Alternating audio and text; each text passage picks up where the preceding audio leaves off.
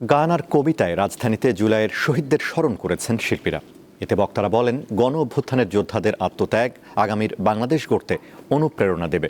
অনুষ্ঠানে attorney general Mohammad Asaduzzaman বলেন, ৭১ ও ২৪ নিয়ে বিতর্ক কাম্য নয়।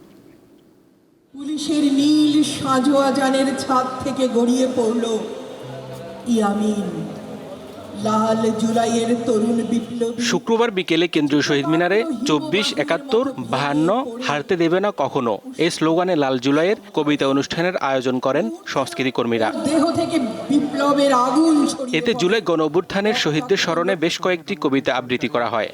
আমার ভাইয়ের রক্ত মাখা জুলাই অনিঃশেষ, জুলাই তুমি স্বাধীন সকাল, তুমি বাংলাদেশ, তুমি আমার কাল বৈশাখী টর্নেডো টাইফুন, তুমি আমার জ্যোৎস্না অরোধ ভাতের থালায় নুন।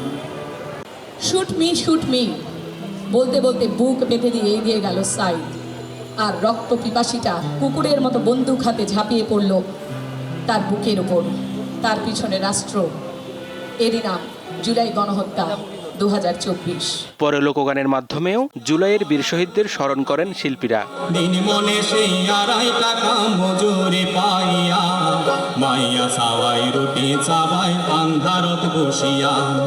অনুষ্ঠানের প্রধান অতিথি হিসেবে বক্তব্য রাখেন অ্যাটর্নি জেনারেল। তিনি বলেন, গত ১৬ বছর বহু মানুষ অবিচার ও হয়রানির শিকার হয়েছে। এর পরিণতি জুলাই গণ অভ্যুত্থান। যারা একটি বিতর্ক এনেছেন ৭১ না ২৪,